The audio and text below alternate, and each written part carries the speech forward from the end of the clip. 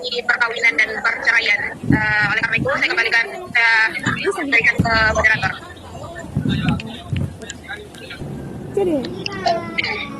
Baik, materi yang pertama yaitu perkawinan. Perkawinan adalah proses pengikatan janji suci antara seorang laki-laki dan seorang perempuan. Perkawinan merupakan ibadah yang mulia dan suci.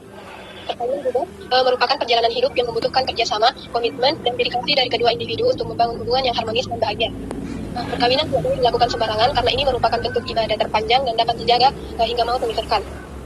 Selanjutnya, tujuan perkawinan. Perkawinan dianggap sebagai salah satu ibadah dan sebagai penyempurna separuh dari agama. Selain itu, perkawinan juga bertujuan untuk menjaga keberlangsungan keturunan manusia di muka bumi. Dan tujuan perkawinan ini juga dapat bervariasi dari keinginan untuk membentuk keluarga, menciptakan keamanan finansial, hingga pertumbuhan pribadi dan spiritual. Selanjutnya, syarat sah Islam.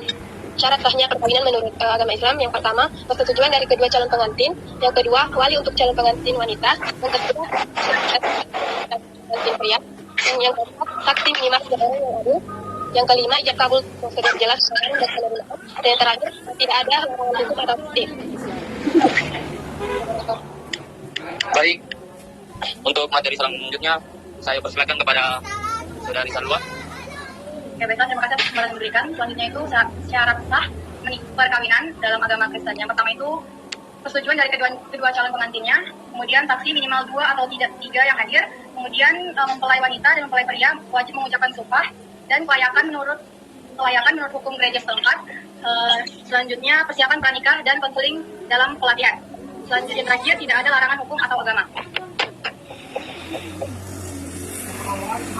Berikutnya, hak dan kewajiban suami. Yang pertama, hak untuk dihormati dan diperlakukan dengan baik oleh istri, hak untuk menciptakan dan memelihara lingkungan keluarga yang aman dan stabil, hak untuk memimpin keluarga dan membuat keputusan yang berkaitan dengan rumah tangga, hak yang menuntut perilaku adil dan setara dalam pernikahan, hak untuk mendapatkan dukungan emosional, fisik, dan mental dari istri, hak untuk memperoleh kesetiaan dan dukungan dari istri. Begitu pula kewajiban suami, yaitu untuk melakukan istri dengan baik, kewajiban untuk mengenalkan istri dan anak-anak jika ada, kewajiban untuk memberikan perlindungan dan keamanan kepada istri dan keluarga, kewajiban untuk bertanggung jawab atas keputusan-keputusan yang diambil dalam rumah tangga, kewajiban untuk mendukung istri secara emosional, fisik, dan mental. Yang terakhir, kewajiban untuk setia dan berkomitmen dalam hubungan pernikahan. Selanjutnya, hak dan kewajiban istri. Hak untuk dihormati dan diperlakukan dengan baik oleh suami, hak untuk hidup dalam lingkungan keluarga yang aman dan stabil dan damai, hak untuk berpartisipasi dalam pengambilan keputusan dan mempengaruhi rumah tangga, hak untuk mendapatkan dukungan finansial nafkah dari suami, hak untuk mendapatkan perlindungan dan keamanan dari suami, serta hak untuk mendapatkan kasih sayang, perhatian, dan dukungan dari suami. Ada pula kewajiban sebagai istri, yaitu kewajiban untuk menghormati dan memperlakukan suami dengan baik, kewajiban untuk memberi dukungan dan bantuan kepada suami jika dalam menjalankan tanggung jawab keluarganya, kewajiban untuk menjaga dan memelihara rumah tangga, kewajiban untuk mendukung suami secara emosional, fisik, dan mental, kewajiban untuk setia dan berkomitmen dalam hubungan pernikahan. Yang terakhir, kewajiban untuk menghormati peran dan tanggung jawab suami sebagai kepala rumah tangga. Saya kembalikan ke moderator. Baik, terima kasih.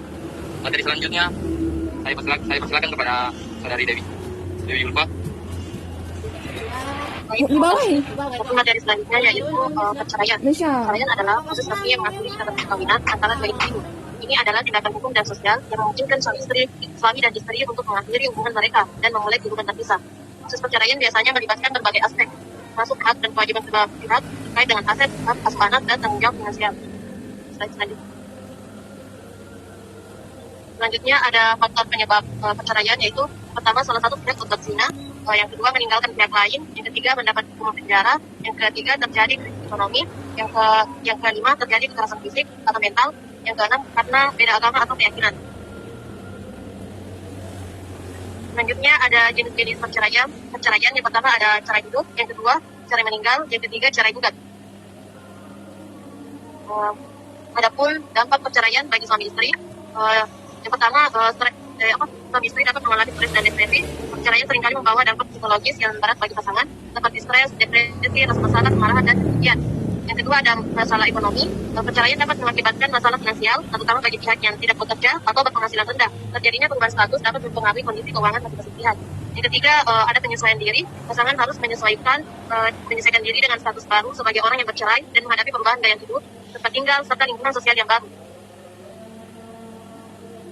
Selanjutnya saya kembalikan ke moderator. Baik, terima kasih.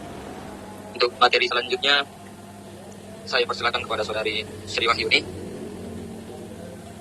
Baik, selanjutnya dampak perceraian bagi Satu, masalah psikologis. Anak-anak yang orang tuanya bercerai seringkali mengalami masalah psikologis seperti stres, kecemasan, depresi, rendah diri, rasa bersalah, dan perilaku bermasalah. Perkembangan terganggu. Perceraian dapat mengganggu perkembangan emosional, sosial, dan perilaku anak, terutama jika tidak ditangani dengan baik oleh orang tua. Prestasi akademik menurun, kondisi psikologis dan emosional yang tidak stabil akibat perceraian dapat berdampak pada konsentrasi dan motivasi belajar anak sehingga presentasi akademik menurun.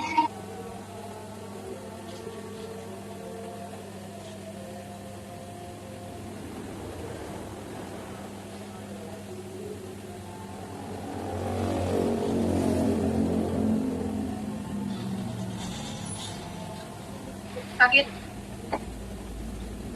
Tunggu dulu sana.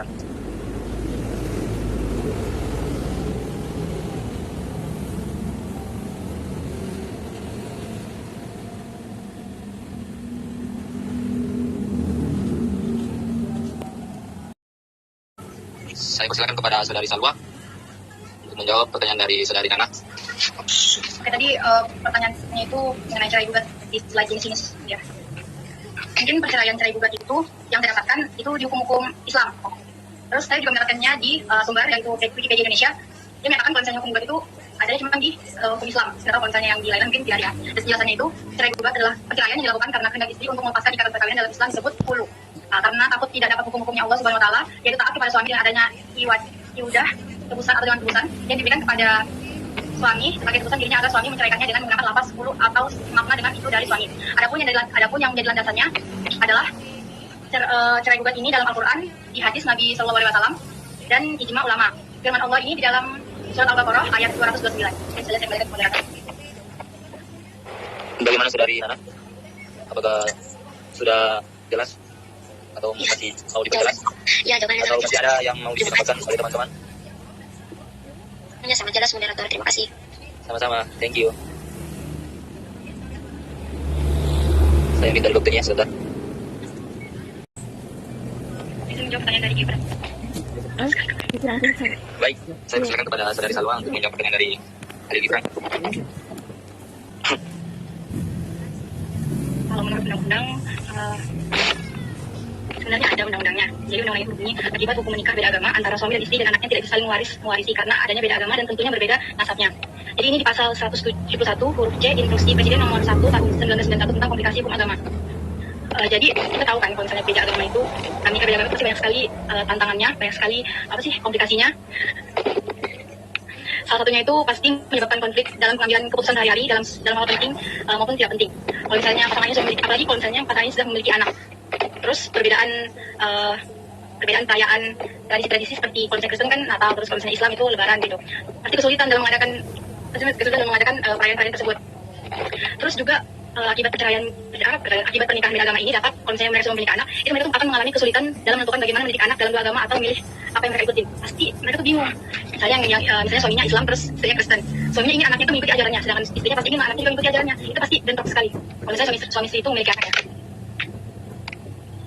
Terus juga terkadang kan pernikahan begitu pasti memiliki komplikasi sebelum nikah antara dua belah pihak yang tidak setuju. Dan tekanan-tekanan dari keluarga atau masyarakat yang tidak mungkin mendukung perkawinan beda agama ini. Terus mereka juga pasti sulit diterima atau mereka sulit diterima. Walaupun mereka jadi menikah, pasti mereka tuh sulit membangun komunikasi yang sama dengan keluarga mereka setelah mereka menikah.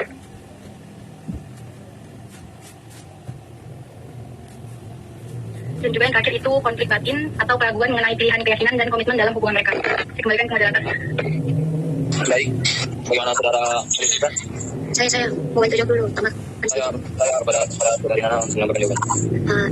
Jadi pada intinya yang dijelaskan oleh Salwa itu perbedaan dalam pernikahan pasangan beda agama itu yang pasti itu memiliki ketegangan dalam hubungan. Nah, misal nih kalau munculnya konflik dalam suatu hubungan pasangan beda agama ini, bagaimana caranya dia menyelesaikan suatu masalah? Misal cara doanya saja sudah berbeda. Nah, kan pasti itu sudah memiliki ketegangan dalam hubungan. Nah, contohnya juga saya punya teman itu bapak sama ibunya itu beda agama. Terus anak ini bukan anaknya, cuman ini tantenya. Nah, teman saya ini bilang kalau semisal tantenya itu pernah hamil 3 bulan, tapi gara-gara itu mungkin Tuhan tidak izinkan semisal pasangan beda agama ini memiliki anak, jadi tante ini keguguran.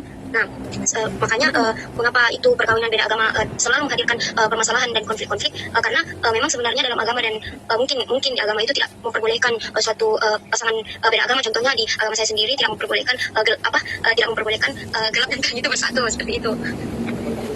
Saya kembalikan kepada moderator. Baik, bagaimana saudara Gibran? Apakah sudah jelas pertanyaannya, jawabannya? Baik. Sebelumnya, terima kasih atas jawaban dari saudari Salwa dan saudari Nana. Jawabannya sudah cukup jelas bagi saya. Mudah-mudahan sudah cukup jelas juga bagi teman-teman yang lain. Terima kasih. Terima kasih atas jawabannya. Waalaikumsalam warahmatullahi wabarakatuh. Itulah dari materi kelompok kami. Untuk hari ini, saya akan membaca kesimpulannya deh. Kesimpulan. Mas Wida. Baik, saya akan membaca kesimpulannya tentang perkawinan dan perceraian. Perkawinan adalah ikatan resmi yang mengikat dua individu dalam komitmen dan hubungan sosial serta hukum. Sementara itu, perceraian adalah proses hukum yang mengakhiri ikatan perkawinan karena berbagai alasan. Kedua, keputusan ini memiliki dampak sosial, emosional, dan hukum dan signifikan bagi pasangan dan keluarga yang terlibat. Itulah kesimpulan dari materi kami. Cukup argumentasi ya.